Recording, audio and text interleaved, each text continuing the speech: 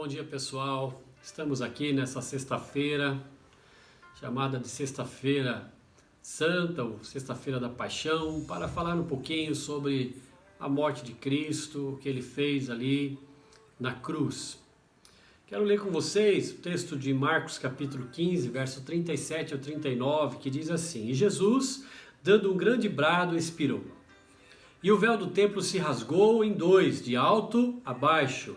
E o centurião que estava defronte dele, vendo que assim clamando expirara, disse: verdadeiramente este homem era o Filho de Deus. Tanto Mateus como Lucas também comentam sobre esse fato, mas Lucas não fala exatamente que rasgou de alto a baixo, só fala que o véu se rasgou.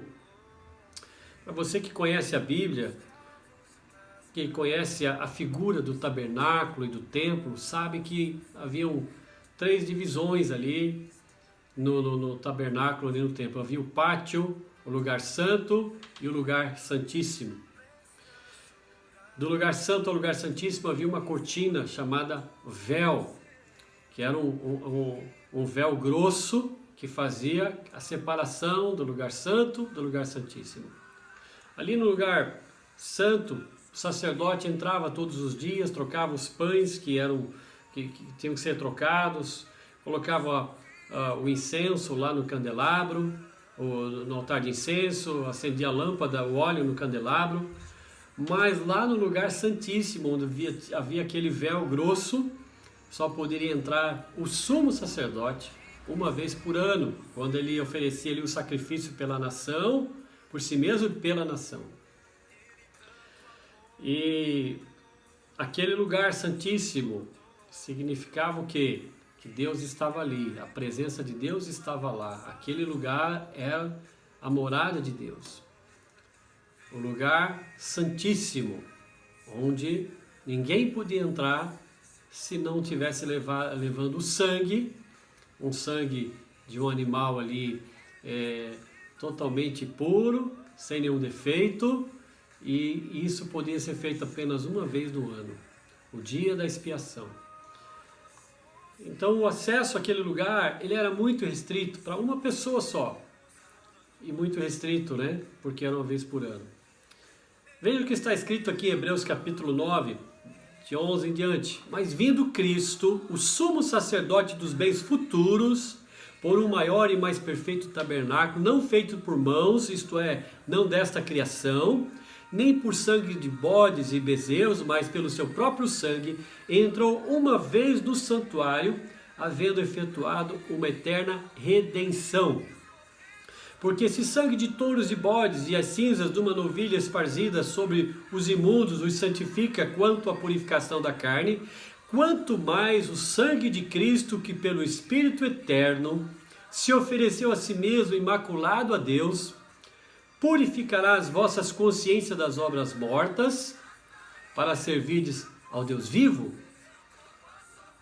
E por isso é mediador, olha só, do Novo Testamento, para que, intervindo a morte para a remissão das transgressões que havia debaixo do Primeiro Testamento, os chamados recebam a promessa da herança eterna. Que coisa linda, né? E o escritor aos Hebreus, ele continua: porque Cristo não entrou num santuário feito por mãos humanas, figura do verdadeiro, porém no mesmo céu, para agora comparecer por nós perante a face de Deus. Olha só. Nem também para si mesmo se oferecer muitas vezes, como o sumo sacerdote cada ano entra no santuário com sangue alheio. De outra maneira, necessário lhe fora padecer muitas vezes, olha só, desde a fundação do mundo, mas agora, na consumação dos séculos, uma vez se manifestou para aniquilar o pecado pelo sacrifício de si mesmo. E assim como aos homens está ordenado morrer uma vez, depois disso vem o juízo, assim também Cristo, oferecendo-se uma vez para tirar os pecados de muitos, aparecerá, segunda vez, sem pecado, aos que esperam para a salvação.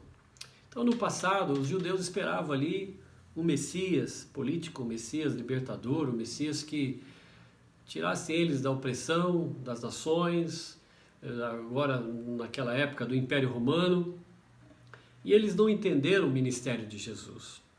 Tanto que em João capítulo 1, verso 11, verso 12, diz que ele veio para o que era seu, mas os seus não o receberam, mas a todos quantos o receberam, deu-lhes o poder de serem feitos filhos de Deus. Quer dizer, os judeus não aceitaram a Cristo, não aceitaram o ministério dele e rejeitaram Jesus. Mas isso também foi propósito de Deus, porque Jesus ele veio salvar o ser humano dos seus pecados. Todos os rituais, sacrifícios realizados no passado, lá no tabernáculo e também antes do tabernáculo, como foi feito por Abraão, Isaac, Jacó, todos aqueles que sacrificaram, aqueles cordeiros sempre tipificavam a Cristo, o cordeiro, o verdadeiro cordeiro de Deus que tiraria o pecado do mundo. Então era necessário que Jesus padecesse, que o Cristo padecesse conforme as Escrituras, para que pelo seu sangue ele comprasse para Deus pessoas de todos os povos, tribos, línguas e nações, como está escrito na palavra de Deus. Então, o acesso ao Santo dos Santos, restrito ao sumo sacerdote, isto é uma vez por ano, foi aberto com o sacrifício de Jesus. Olha que coisa tremenda! O véu foi rasgado de alto a baixo. Aquilo que estava restrito a uma pessoa só, com toda aquela gama de regras para entrar naquele lugar, foi quebrado, foi aberto. As portas foram abertas, né? De alto a baixo, porque significa o quê? Que foi Deus que proveu isso. Não foi o homem que rasgou de baixo para cima, foi Deus dizendo, olha, agora vocês têm acesso, vocês podem entrar, a salvação chegou, aleluia, né? Coisa tremenda. Então o sacrifício de Jesus foi aceito pelo Pai e o acesso foi liberado de uma vez para sempre.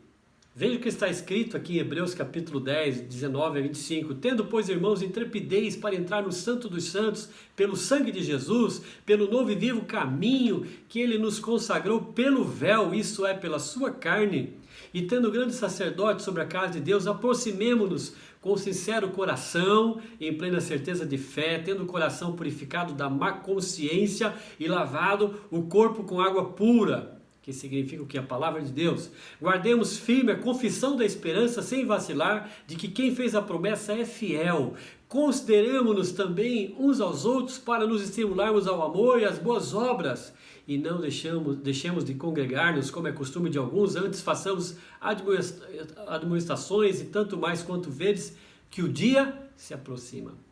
Então, Deus não só liberou o espaço, a entrada, para o lugar santíssimo, para todos, mas também Ele fez isso para que nós fôssemos família, pudéssemos estar juntos, vivendo juntos, congregando-nos juntos, como família, como povo de Deus. Hoje, todo aquele que recebe a Cristo como Senhor e Salvador da sua vida pode entrar além deste véu.